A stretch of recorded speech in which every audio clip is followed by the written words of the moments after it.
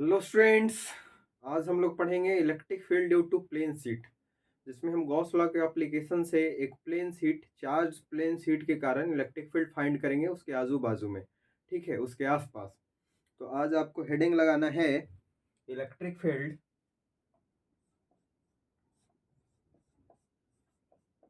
Electric field due to plane sheet.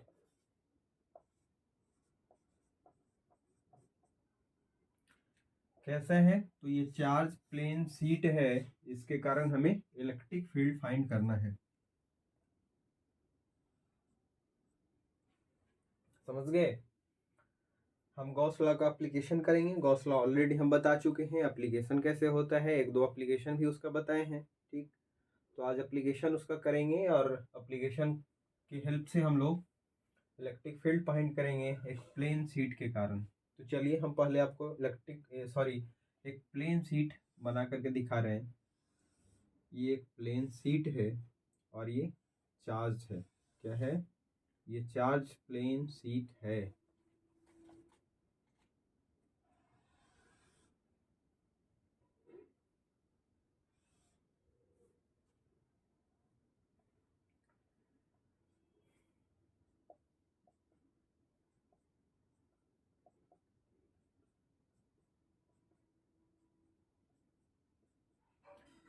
इस पे जो चार्ज है वो टोटल चार्ज गिवन नहीं है, सरफेस चार्ज डेंसिटी गिवन है। इसको पढ़ते हैं सिग्मा, ठीक है।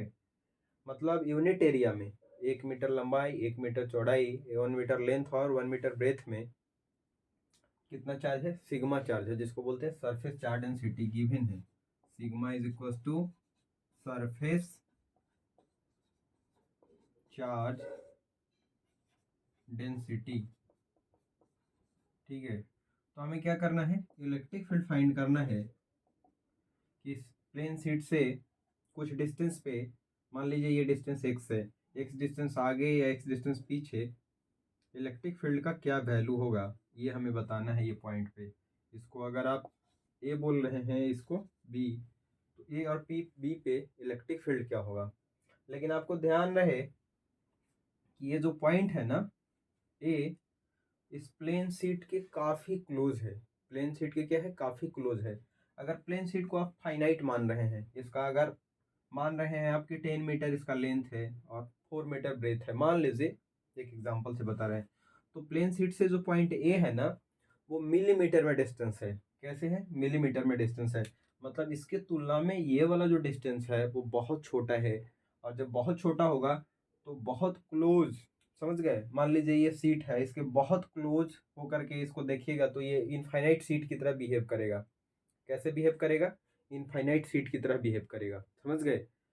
तो ऐसा मानना है कि ये इनफाइनाइट प्लेन सीट अगर ना भी है तो इनफाइनाइट प्लेन सीट की तरह बिहेव करता है। मतलब ये पॉइंट इसके काफ़ी क्लोज है। या तो मान लीजिए कि ये अगर किसी कंसिडरेबल डिस्टेंस पे है, 1 मीटर पे है, 5 मीटर पे है, तो इसको फिर बहुत बड़ा मान लीजिए, ठीक है। इस डिस्टेंस की तुलना में सीट को फिर बहुत बड़ा मान लीजिए, उसको इनफाइनाइट मान लीजिए। तो दोनों केस में आप फाइनाइट मान रहे हैं तो ये डिस्टेंस काफ़ी क्लोज मान लीजिए, और अगर ये कुछ डिस्टेंस कंसिडरेबल डिस्टेंस मान रहे हैं तो सीट को इनफाइनाइट मान लीजिए। कुल मिलाकर के ऐसा समझना है, इनफाइनाइट सीट के कारण हमें इलेक्ट्रिक फील्ड का वैल्यू फाइंड करना है। इसका surface charge density sigma given है। अब हम इसमें गॉस लॉ आपको बताए हैं, गॉस लॉ लगा करके हम क्या करेंगे? इलेक्ट्रिक फील्ड फाइंड करेंगे। तो गॉस लॉ लगाने के लिए हम लोग क्या करते हैं? गॉसियन सरफेस ड्रॉ करते हैं। तो देखिए, हम एक सिलेंडर हमने बनाया और इस सिलेंडर का ये जो प्लेन वाला सरफेस है, ये दोनों सरफेस यहाँ से पास कर रहा है इस पॉइंट से, समझ गए? और ये यूनिफॉर्म रेडियस का एक सिलेंडर हमने बना लिया, ठीक। ये पॉइंट ए है और ये वाला पॉइंट बी है। प्यारे बच्चों, पॉजिटिव चार्ज के कारण इलेक्ट्रिक फील्ड जो होता है उससे अवे होता है, तो इलेक्ट्रिक फील्ड का जो डायरेक्शन होगा वो ये होगा, ठीक। और ये इसका सरफेस एरिया है, ऐसे ये इसका सरफेस एरिया है। तो ये ऐसे सरफेस एरिया है, और एरिया वेक्टर अगर ड्रॉ करेंगे तो एरिया वेक्टर भी इलेक्ट्रिक फील्ड के डायरेक्शन में आएगा। यहाँ भी देख लीजिए, ये इसका सरफेस एरिया है, और इस प्लेन शीट या पॉजिटिव चार्ज से इलेक्ट्रिक फील्ड का जो डायरेक्शन होता है वो अवे फ्रॉम द चार्ज होता है। तो इलेक्ट्रिक फील्ड का डायरेक्शन ये है और ये भी सरफेस ऐसे है, ठीक है। तो इस पर परपेंडिकुलर हम लोग ड्रॉ करेंगे एरिया वेक्टर बनाने के लिए, तो ये इसी डायरेक्शन में आएगा। यहाँ पे एरिया वेक्टर और इलेक्ट्रिक फील्ड वेक्टर के बीच का एंगल कितना बन रहा है, 0 डिग्री, यहाँ पे भी और यहाँ पे भी। 3 सरफेस आपको दिखाई दे रहा होगा, एक सरफेस ये है प्लेन सरफेस, एक ये प्लेन सरफेस है और एक इसका कर्व सरफेस है ये वाला, ठीक है, एक कर्व सरफेस। तो कर्व सरफेस को हम एक क्या कहें कि टोटल एरिया के लिए एक नॉर्मल तो ड्रॉ नहीं कर सकते एरिया वेक्टर, क्योंकि ये कर्व है, ठीक है। तो छोटा छोटा एरिया में, एरिया वाला एलिमेंट में इसको डिवाइड करना होगा। तो मान लीजिए कि हमने इसके सरफेस पे एक एलिमेंट, एरिया का एलिमेंट काट लिया और ये जो एरिया का एक एलिमेंट बनाया है ये जो है, इस पे अगर हम नॉर्मल ड्रॉ करेंगे तो ये रेडियली आउटवर्ड होगा। तो यहाँ पे इस एरिया को अगर हम डी ए बोलें तो एरिया वेक्टर ऐसे होगा और यहाँ पे इलेक्ट्रिक फील्ड जो है ऐसे बन रहा है, इलेक्ट्रिक फील्ड ऐसे बन रहा है और एरिया वेक्टर ऐसे है। दोनों के बीच का एंगल आप देख रहे हैं 90 डिग्री बन रहा है, यहाँ 0, यहाँ भी 0। तो फ्लक्स यहाँ पे 3 सरफेस से बनेगा। एक तो सरफेस 1, मान लीजिए इसको सरफेस 1 बोला, ये सरफेस 1 है तो इसके थ्रू फ्लक्स 1, इसके थ्रू फ्लक्स 2 और एक कर्व सरफेस के थ्रू जो फ्लक्स होगा उसको हम φ3 बोल रहे हैं। तो टोटल फ्लक्स, इस सिलेंडर से बनने वाला टोटल फ्लक्स जो होगा उसको अगर हम फाई बोलें, नेट फ्लक्स को, तो फाई इज इक्वल टू लिखेंगे φ1 प्लस φ2 प्लस φ3 लिखेंगे। अब बारी बारी से φ1, φ2 और φ3 फाइंड करेंगे। तो φ1 इज इक्वल टू लिखेंगे, φ1 इज इक्वल टू लिखेंगे क्या लिखते हैं, flux. Flux is equal to होता है E into A cos theta, electric field into area into cos theta.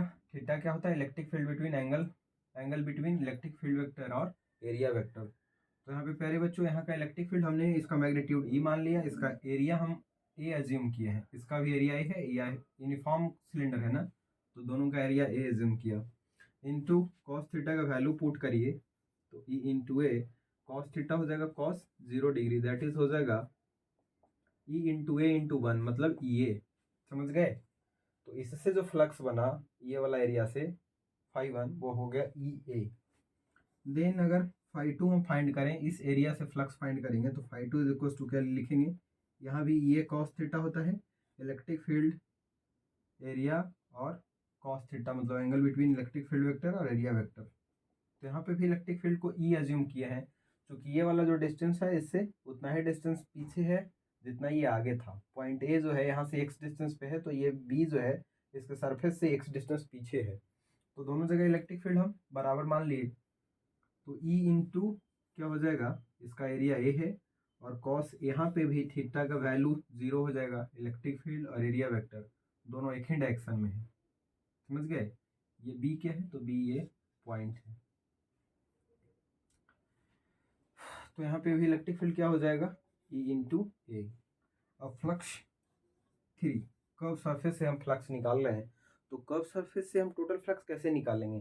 तो इस डी ए सरफेस के कारण ये जो छोटा सा सरफेस हम ऐसे बनाए हैं, ऐसा ऐसा ढेर सारा एरिया का एलिमेंट यहाँ पे बनेगा, एरिया वेक्टर इधर और इलेक्ट्रिक फील्ड वेक्टर इधर,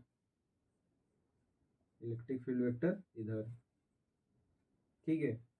तो यहाँ भी फ्लक्स बनेगा, इसको हम क्या बोलेंगे, डी फाई। यहाँ पे भी फ्लक्स को क्या बोलेंगे, डी फाई। सो प्यारे बच्चों, इस डी फाई को सभी को ऐड करिएगा, इस छोटे छोटे एलिमेंट से बनने वाले फ्लक्स को, तो टोटल फ्लक्स मिलेगा।